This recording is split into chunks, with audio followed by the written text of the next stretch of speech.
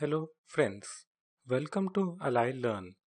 Today in this lecture we will study the canonical forms of first order linear partial differential equation. So friends, first of all let us recall what is a first order linear PDE.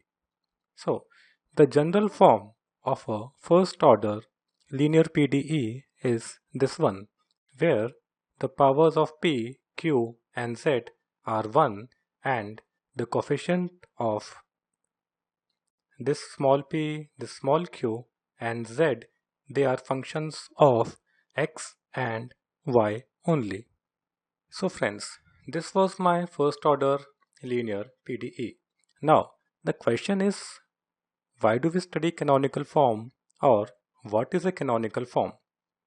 So, the canonical form of first order linear PDE is the standard form of PDE which can be easily integrated. So, what happens in canonical form, that it is a very simple form that can easily be integrated, and that is the purpose why we study canonical forms of PDEs. What we want from a PDE, that we want to find its general solution, and in order to find its general solution we have to integrate it, and integration becomes easy for a canonical form. So canonical form is the standard form which can be easily integrated, and hence its general integral or general solution can be calculated. So in this lecture we will be learning how to convert a first order linear PDE into its canonical form and then integrate it to find its general solution. So friends, canonical form is the form of PDE which is a standard form of a PDE and can easily be integrated.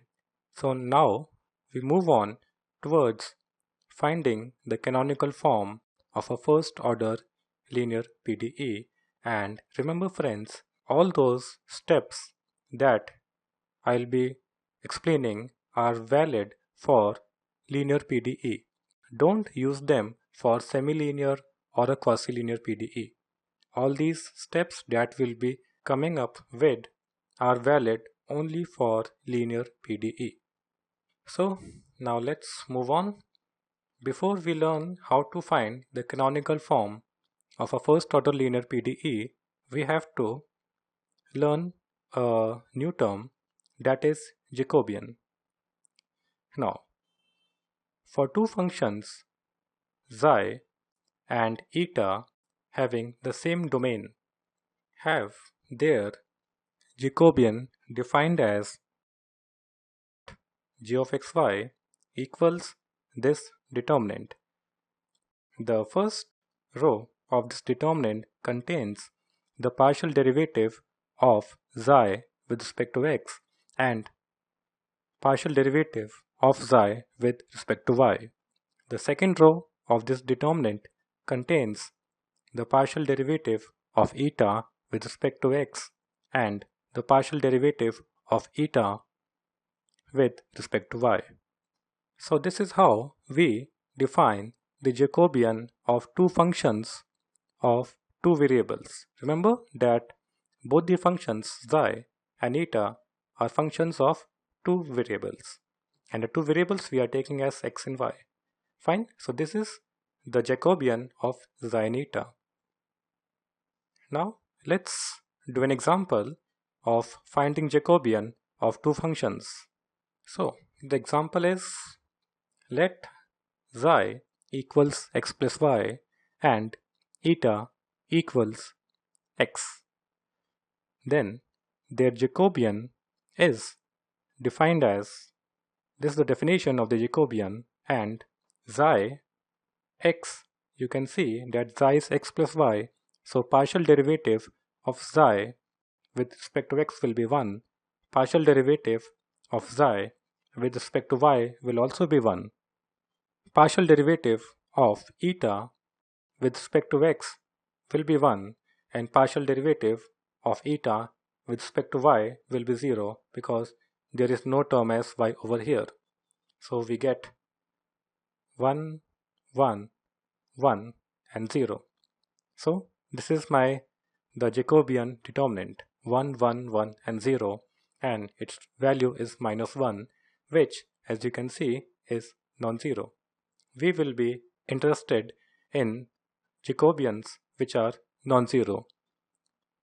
Okay, I will tell about it later on that why we need Jacobians that have non-zero values. Fine, so this was basically how to find Jacobian of two functions. Now this is Jacobian of xi and eta. The Jacobian can be both 0 and non-zero, but we will be mainly interested in Jacobians that have non-zero values. Okay friends, so now we move on towards transforming first order linear PDE into their canonical form. So here we will be finding the canonical form of a first order linear PDE. So for the first order linear PDE given by equation 1, we will be finding its canonical form. So step 1 is that form the Lagrange subsidiary equations. The Lagrange subsidiary equations, as you know, are dx over p equals dy over q equals dz over r. Okay, so this is the first step. Very simple one. Just write the Lagrange subsidiary equations of the given first order linear PDE. Now, the second step is to find the solution of these Lagrange subsidiary equations, but you have to use only first two ratios. Remember, when we used the Lagrange's method, we found two linearly independent solutions by comparing ratios or by using Lagrange multipliers. But here we have to find only one solution, and that is also by comparing only the first two ratios. So we find a solution using only the first two ratios. Okay, so that is our second step. So step 2 is to find the characteristic curve of the given linear PDE, that is a solution of above characteristic equations, say xi equals c1, by comparing first two ratios. Okay friends, so by comparing first two ratios, you find a solution curve, say xi of xy equals c1, and because it is a linear PDE, so this p will be a function of x and y only, and this q will also be a function of x and y only. So when you consider this ratio and you integrate, you will get a solution curve containing terms of x and y only and no terms of z, because in linear PDE this capital P and capital Q are functions of x and y only. Okay friends, so again I repeat, first of all form the Lagrange subsidiary equations and then find the solution curve by comparing the first two ratios of the Lagrange subsidiary equations and name it, say, xi of xy equals c1. So friends, now we have a characteristic curve xi of xy equals c1, which was obtained by comparing the first two ratios. And now we have to choose another function, say eta, such that the Jacobian of xi and eta is non-zero. So my step 3 is choose another function eta of xy equals c2 such that the Jacobian of xi and eta is non-zero. That is, this determinant should be non-zero.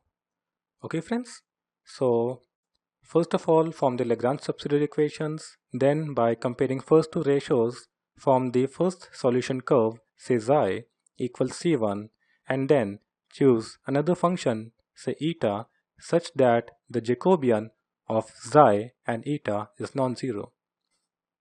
And friends, don't get confused on how to find eta. I'll tell you that how to select eta or to select which eta such that the Jacobian is non-zero. That I'll tell you when we come on to the questions. For the time being, just try to remember that after obtaining xi, you have to select an eta such that their Jacobian is non-zero. So friends, recall that in first order linear PDE, that is in this expression, x and y are my independent variables and z is the dependent variable which is depending on x and y. Now what we have to do in the next step, that we have to change the independent variables x and y into xi and eta. Again I repeat, we change the independent variables x and y into xi and eta in the next step. Fine. So now we will changing the independent variables x and y into xi and eta. So let's move on to our next step. Step 4. Change the independent variables x and y into xi and eta. So friends, what we do? Earlier we have z as a function of x and y, and now we will be converting it into xi and eta. Okay, so now if my z is a function of xi and eta, I have to check what will the partial derivatives of z with respect to x and y become. Okay, now I will be considering z as a function of xi and eta. So if z is a function of xi and eta, then the partial derivative of z with respect to x will be, we just apply the chain rule over here. So first of all, we differentiate partially z with respect to xi and then xi with respect to x, and then the same thing with respect to eta. First of all, we differentiate partially z with respect to eta and then eta with respect to x. This step is simply obtained by using the chain rule. First of all, we used this variable xi. We differentiated z with respect to xi partially and then xi with respect to x, and same thing we did with eta. Okay, so this is my partial derivative of z with respect to x, and I am just writing it in a simplified manner. This is same as into partial derivative of xi with respect to x plus partial derivative of z with respect to eta into partial derivative of eta with respect to x. Okay, so this will be my expression of partial derivative of z with respect to x. And similarly, I obtain partial derivative of z with respect to y. So z is a function of xi and eta. So again, by applying the chain rule, I get partial derivative of z with respect to y to be this expression, and then I write it in a simplified manner as in the previous case. So friends, just try to remember these two expressions, this one and this one, because it will be helpful in dealing with the questions. Otherwise, you have to use the chain rule and then get to here, but it will be good if you remember these two expressions, as that will save you a lot of time. Okay friends, so after obtaining the partial derivatives of z with respect to x and y in terms of xi and eta, we move to the next step. Now, in the next step, we put the expressions of partial derivatives of z with respect to x and partial derivative of z with respect to y in 1. Now 1 was my initial linear PDE. If you remember, that was this one. So this was my equation number 1. Okay.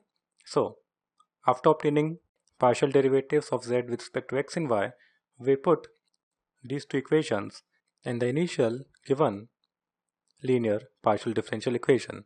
And after substituting these two expressions in the linear PDE, we replace x and y by xi and eta. Okay, one is the initial linear PDE equation that was given to us, and then the resulting expression that we will get is of this type: the partial derivative of z with respect to eta plus a function of xi and eta into z, again a function of xi and eta. Now this expression is the canonical form of the given linear PDE. Now, if you carefully look at this expression, it has only one derivative, that is z, with respect to only one independent variable, that is xi. We don't have the second partial derivative, that is the partial derivative with respect to eta.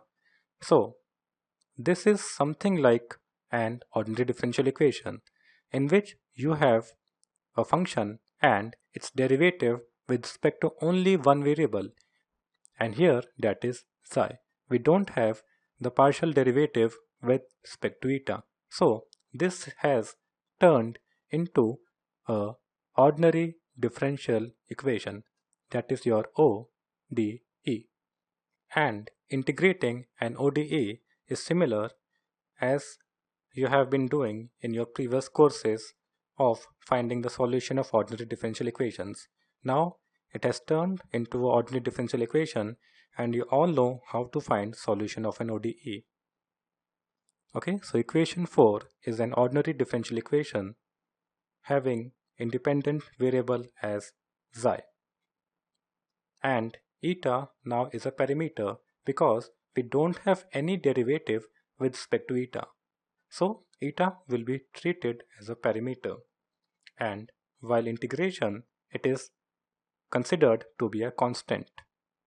And then the next step, as you all know, is to integrate. Okay, ultimately we are looking for a solution, so we have to integrate this ODE.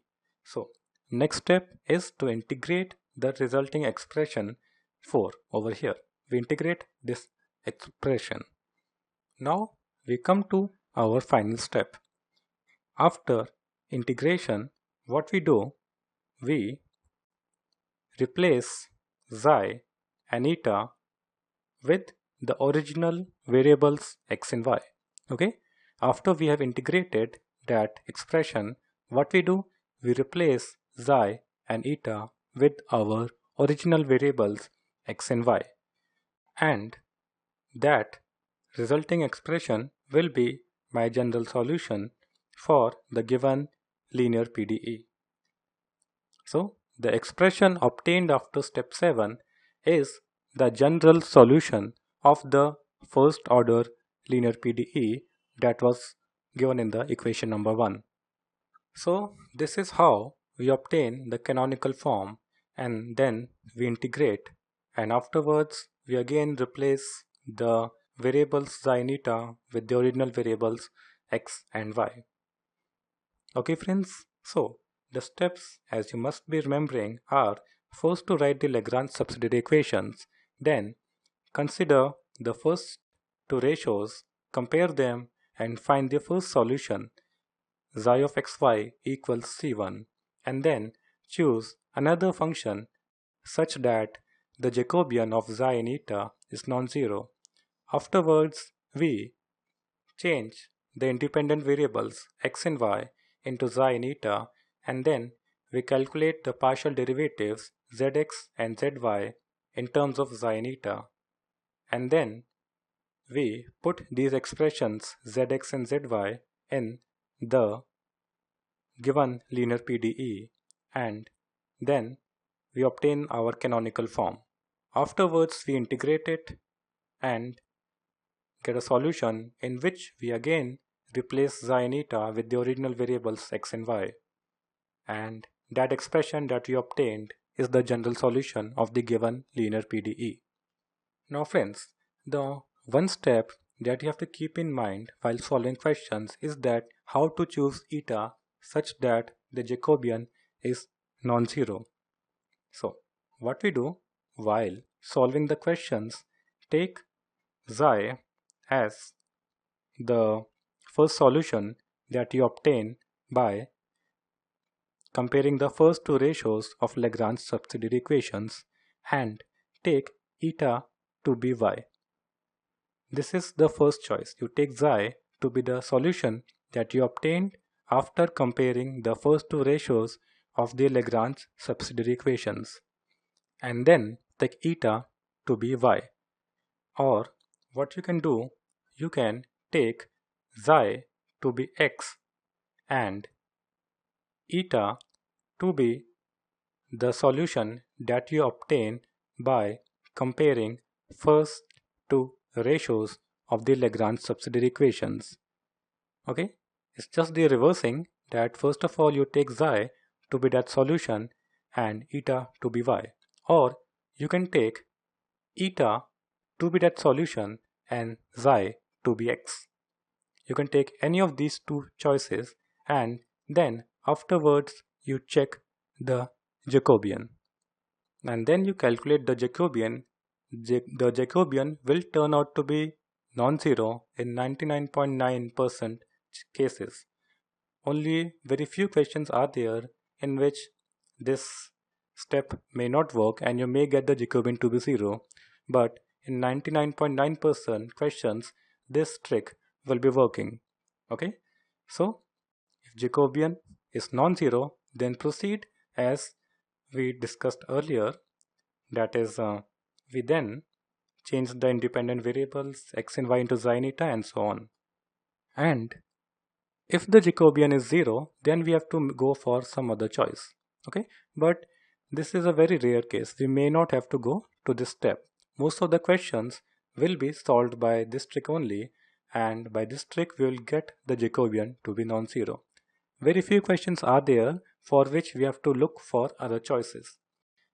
Okay friends, so now let's move on to a question and try this method. Question 1. Reduce the following first order linear PDE into canonical form and hence find its general, integral or general solution. So friends, let's first of all find the canonical form and then we'll find its general solution. And students, remember that if the question says reduce into canonical form and then find its general solution, means you should not find its general solution directly. You can find it otherwise, but if it's mentioned that you have to first of all convert it into canonical form and then find its general solution, then don't calculate the general solution directly. Okay friends? So friends, this is my first order linear PDE. I have to find its canonical form and then via the canonical form I have to find its general solution. So in order to find the canonical form, as you must be remembering, the first step is to find a solution via the Lagrange subsidiary equations. So let's form the Lagrange subsidiary equations, and they are as follows. Dx, the coefficient is 1, so it's 1. Dy over the coefficient of the partial derivative with respect to y, that is minus 1, so we get minus 1 over here, equals du over the term on the right hand side, so we get u over here. Okay friends, so these are my Lagrange characteristic equations. Now I move on to step 2. That was to compare first two ratios and then find a solution. Okay, so step 2, compare first two ratios and then we find first solution. Now again, these are very simple expressions. I don't have to do extra calculations by cross multiplying or any other thing to make it simpler. I can integrate it directly. Okay, so I integrate both the sides and I get x equals minus y plus c1, where c1 is constant of integration.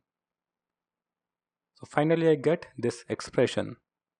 Okay friends, so this is my first solution that I obtained by comparing the first two ratios. Now remember that what we did next is that we have to take this expression as xi. Okay, the first solution that I get, I have to take it as xi, and then since I am taking first expression to be xi, I have to take eta as y. Okay, so now let's proceed. Choose xi equals x plus y equals c1, and in the next step, since we have taken xi to be the solution obtained by comparing first two ratios of Lagrange subsidiary equations, so we take eta to be y. So step 3, choose eta equals y equals c2. Now the next step is calculate their Jacobian. Now this is the Jacobian. The partial derivative of psi with respect to x and y are 1 each, and the partial derivative of eta with respect to x will be 0 because there is no term of x, and partial derivative of eta with respect to y will again be 1. So this determinant becomes equals 1, which is non-zero. Since determinant is non-zero, so I can proceed with my choice. So after choosing xi and eta and obtaining Jacobian as non-zero, the next step is to change the independent variables from x and y into xi and eta. So my next step is step 4, change the independent variables x and y into xi and eta, and then calculate the partial derivatives of u with respect to x and y in terms of xi and eta. So next thing I have to do is to calculate ux and uy. So now my u is a function of xi and eta. So partial derivative of u with respect to x will be this expression, which I already told you comes by applying the chain rule. Okay, then this one can be written in a simplified manner as this one. Now just put the values of xi x and eta x. Xi x, as you can see, this is my xi. So partial derivative of xi with respect to x will be 1, and partial derivative of eta with respect to x will be 0, as it doesn't contain any term of x. So just via putting the values of xi x and eta x, we get this thing. Xi x is 1, eta x is 0. So we get the partial derivative of u with respect to x to be this, the partial derivative of u with respect to xi. Okay friends, and one more thing friends, I want to tell you that you can skip these two expressions and start directly from this expression. You may not write these two expressions. Okay, you can just remember this expression and start directly by ux equals this expression, and then put the values of xi x and eta x and then get the answer. Okay, so on the similar lines, now we will calculate the partial derivative of u with respect to y. So again, my u is a function of xi and eta, so uy will be this expression, and then I can write it in simplified manner like this one, and I'll prefer you to remember this expression and start directly from this one. Okay, so now again what you need to do is just put the values of xi, partial derivative y, and partial derivative of eta with respect to y. If you remember that your xi was x plus y. Okay, so here friends, my xi was x plus y. So partial derivative of xi with respect to y will be 1, and my eta was y. Okay, so partial derivative of eta with respect to y will be 1. So we put these two values over here and get 1 1 on both the sides. So partial derivative of u with respect to y becomes u xi plus u eta. Okay friends, so we have got the partial derivatives of u with respect to x and with respect to y. Now the next thing we have to do is that we have to put these partial derivatives in our given first order linear PDE. Okay, and for obtaining this uy, I will again suggest that you would start from this step and you may not write these two steps. Just try to remember this expression and then put the values and get the answer. Okay friends, so now let's move on to our next step. Step 5. Step 5 is put these partial derivatives that we obtained just now in the given first order linear PDE. Now, my first order linear PDE is this equation. Okay, we started with this one only. Now, what we have to do, we have to put our expressions that we obtained just now in this equation. So, let's put ux and uy. Ux, as you must be remembering, that we obtained as u xi, and the expression of uy is over here only. Okay, so just put these two expressions over here and then we get this expression u xi minus u xi plus u eta equals u. And now we just do a little bit calculations. We cancel u xi and then we get minus u eta equals u, or u eta equals minus u. Now this expression over here is my canonical form. Okay, this is the canonical form of this equation that we started with. Fine.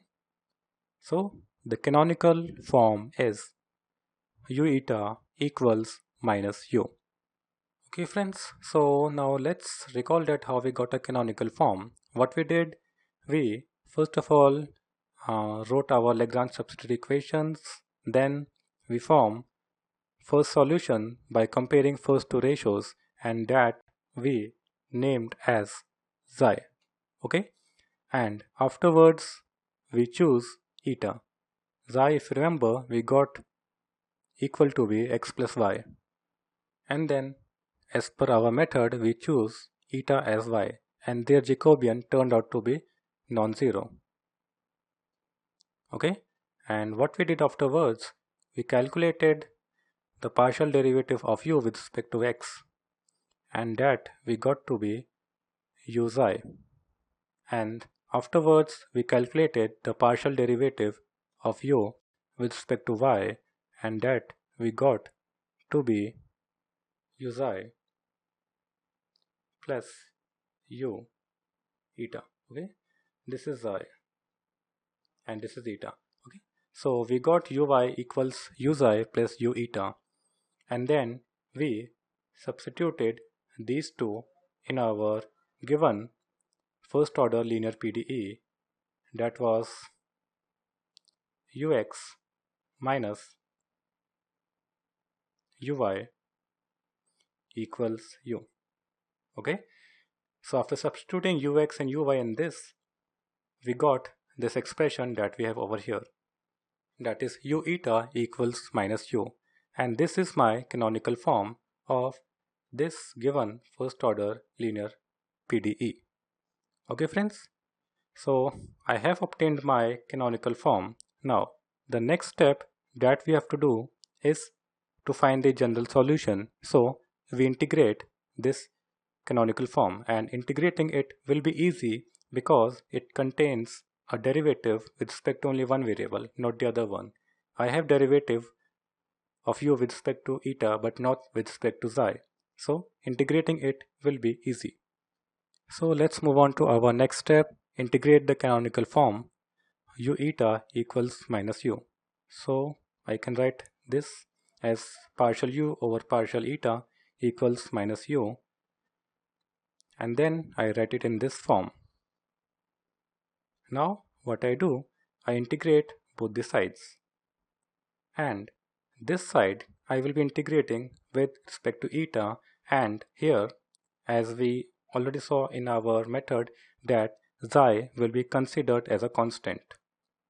Okay friends, xi will be considered over here as a constant. So when we integrate it, what we get, by integrating this one, we will get this as logarithm of u, and this will get as eta, but the constant that we'll be getting over here, that we can write as a function of xi, because xi will be a constant. So we get over here this expression, natural log of u equals minus eta plus natural log of f of xi. I am writing xi over here because xi is a constant. As we are integrating with respect to eta, so we can consider xi to be a constant. And as xi is a constant, I can take the constant of integration as a function of eta. And I am writing log only to convert it into a simplified form. I don't need log over here. I can only write f of xi, but I am writing log only to make it in a simplified form. So my constant is a function of xi. The constant of integration that I should have written over here is my function of xi. This is mainly because this xi is a constant, because I am integrating with respect to eta. Since this xi is a constant, so I can take constant of integration to be a function of xi, and this log I am only taking to convert it into a simplified form. Okay friends, so now let's move on. We have finally this expression, and now I can write this minus eta in this form. I can write eta in this form because natural log and e are inverse functions to each other. So applying natural log on e will give me only minus eta. Okay, and the reason to do is to write it in a simplified manner. Now, since log of a plus log of b equals log of a into b, so we get this as this one, natural log of this into this, and afterwards, since log is a 1-1 function, so finally I get u equals e exponent minus eta into f of xi. Okay, so this was the purpose of taking a log over here, so that I can write my final expression in a simplified manner. Now this is my solution obtained by integrating the canonical form. Okay, so if you remember, this was my canonical form and I integrated it, and you must have seen that the integration was very simple because it has only derivative with respect to one variable, and the other variable, that is xi, is treated as a constant. So I could take the constant of integration as f of xi, and log I only took so that I could write this expression in a simplified manner. So this is the solution that I've obtained by integrating the canonical form. Now, only one last step is left, that is, I have to replace eta and xi with x and y, and then I'll get my final solution. So we come to our last step, that is, replace xi and eta with the variables x and y. So we have that u equals e exponent minus eta into f of xi. Now you must be remembering that the xi that I obtained was x plus y, and eta was taken to be y. So just replace eta and xi with these values, and that will give me the solution that I'm looking for. So we get u equals e minus y and a function of x plus y. So now this is my general solution of the given first order linear PDE, and I obtained it via the canonical form. First of all, I found the canonical form, and then I integrated it to get this solution. Okay friends, so this was another method of obtaining the general solution of a first order linear PDE. Okay, what we did, we first of all reduced the given linear PDE into canonical form, and then we found the solution of the canonical form by integrating it, and then we came to the solution of the given linear PDE.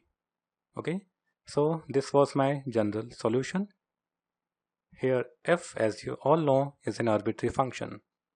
So friends, you must have seen the utility of the canonical form, that the canonical form was easy to integrate. We could have found the solution otherwise also, but this is a way of getting a solution faster. We just calculate first solution by comparing the first two ratios of the Lagrange subsidiary equations, and then we move on to the canonical form and then get the general solution. Okay friends, so with this we come to the end of this lecture. I hope you liked our lecture. So thank you for viewing us. Do visit our site lilearn.com and provide us your valuable feedback and suggestions.